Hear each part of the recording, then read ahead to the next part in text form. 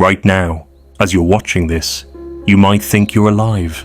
Your heart is beating, your mind is processing these words, your body is here, present, breathing.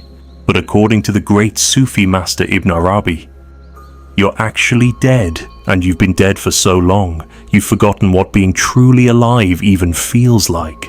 The person you think you are, that's just a shadow moving through time. But what if I told you that real life hasn't even begun yet? This isn't philosophy for the sake of philosophy. This is about recognizing something that could change everything about how you experience the next moment and every moment after that. Because according to Ibn Arabi, most human beings spend their entire existence in a state he called the sleep of forgetfulness, a kind of living death where we mistake the shadow for the substance, the echo for the voice, the dream for reality. Ibn Arabi taught that when we were born into this world, something profound was forgotten. Not just forgotten, buried so deeply that we don't even remember that we've forgotten it. He called this the great forgetting, the moment when infinite consciousness squeezed itself into the tiny container of personal identity. Think about it. You have a name, don't you? People call you by this name, and you respond. You've learned to identify completely with this name, this body, this collection of memories and preferences and fears. You wake up every morning and put on this identity like clothing. You look in the mirror and think, this is me. But Ibn Arabi would say, that person in the mirror, that's not you. That's a costume, a very convincing costume that consciousness is wearing for a little while. The real you, what he called your essential nature, has no name, no boundaries, no beginning, and no end. The real you is what was there before you were born, and what will remain after this body returns to dust. And here's the tragic beauty of it. Most people live their entire lives defending and maintaining a fiction. They spend decades building an identity, protecting it, feeding it, worrying about what happens to it. They never realize that what they're protecting isn't real. It's like spending your whole life polishing a reflection in a mirror, never noticing the light that makes the reflection possible. So what does it mean to be spiritually dead while biologically alive? Ibn Arabi described it with devastating precision. The spiritually dead, he said, are those who mistake the outer for the inner, the temporary for the eternal, the created for the creator. They wake up in the morning and their first thought is about themselves, what they need to do, what they're worried about, what they want. They move through their day reacting to circumstances as if those circumstances were ultimate reality. They feel separate from everyone and everything around them. They experience life as something that happens to them rather than something that flows through them. The spiritually dead believe in their thoughts. They think that the voice in their head, that constant commentator that never stops analyzing, judging, planning, and worrying, they think that voice is who they are. They've confused the radio with the signal, the wave with the ocean, the dream with the dreamer. But here's what Ibn Arabi understood that most people never discover. That sense of separateness, that feeling of being an isolated individual struggling through life. That's not your natural state. That's a kind of hypnosis. You've been hypnotized into believing you're separate from the very source of your existence. The spiritually alive know something different. They've awakened from this trance of separateness. They still have a name, still have a body, still engage with the world, but they know these things are like costumes they're wearing, not who they essentially are. They've remembered what was forgotten. They've died to the illusion and been reborn into reality. Now here's where it gets profound, and maybe a little unsettling. Ibn Arabi taught that you have to die before you die. You have to experience the death of who you think you are in order to be born as who you really are. This isn't physical death. This is what the Sufis call fana, or dissolution. It's the melting away of the artificial boundaries that separate you from existence itself. And it's not something that happens once. It's something that can happen again and again, each time deeper than before. Most people are terrified of this kind of death because they think it means they'll disappear, that they'll become nothing.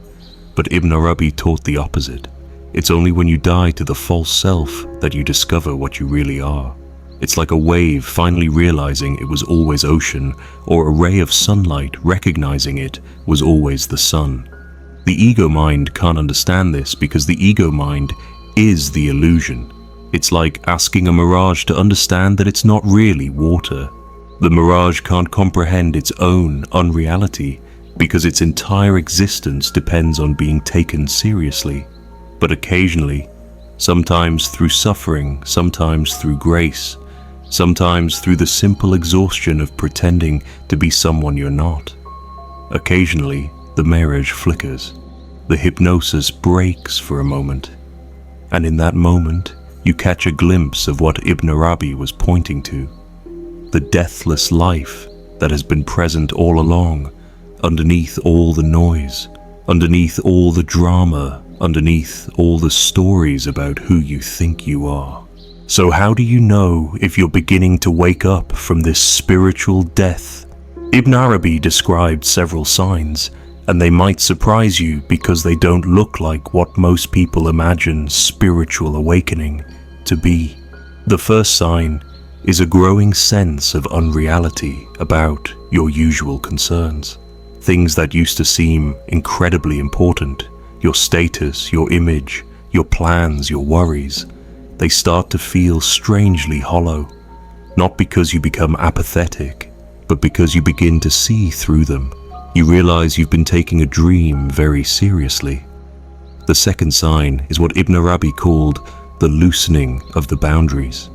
You start to notice that the line between you and not you isn't as clear as you thought. Sometimes, sitting quietly in nature, the sense of being a separate person just evaporates. You're still there, but you're there as awareness itself, not as someone who is aware.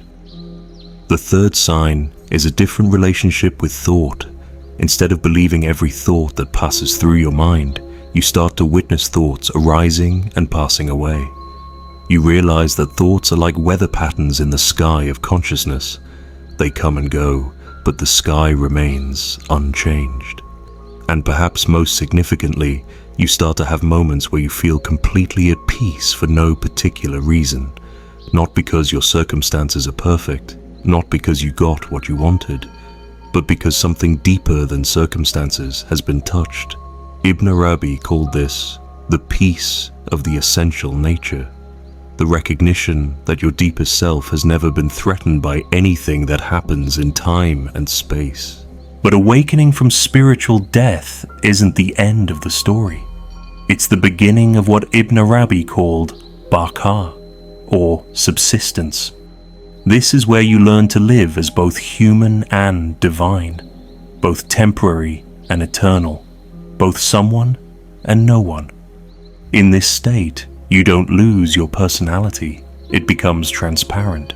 You don't stop engaging with the world. You engage more fully, but without the desperate attachment that comes from thinking your happiness depends on outcomes. You don't become emotionally numb. You feel everything more deeply, but you're not owned by what you feel. This is what true life looks like, according to Ibn Arabi.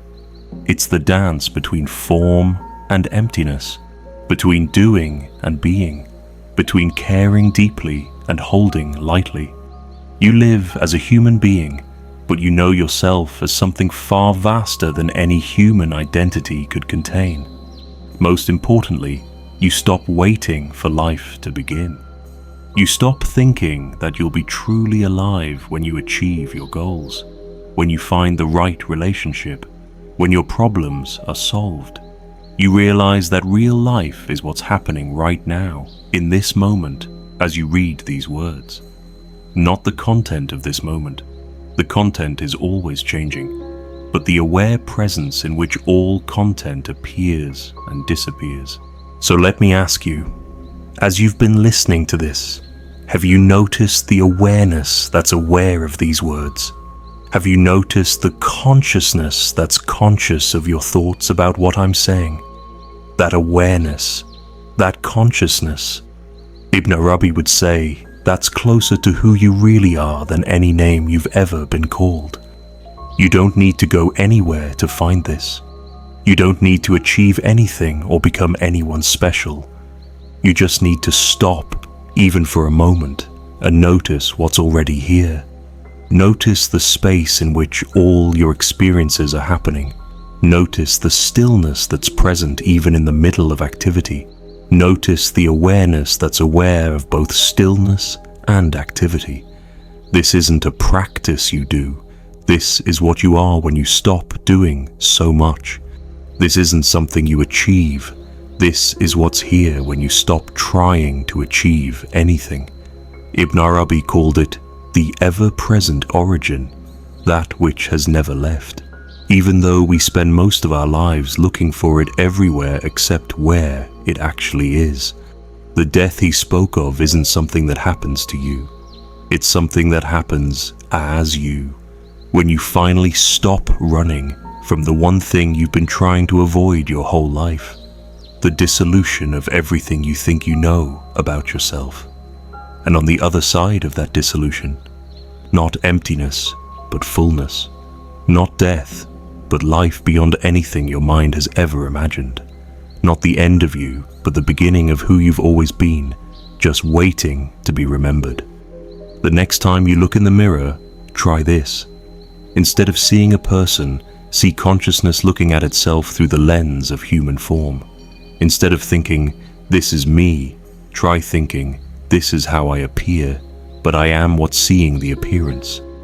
Ibn Arabi spent his life pointing people toward this recognition that what you really are has never been born and will never die, has never been wounded and cannot be healed because it has never been broken. The person you think you are might be afraid of this teaching, but what you really are has been waiting for this recognition for lifetimes. The question isn't whether you're ready to die to who you think you are. The question is, are you ready to discover who you've always been?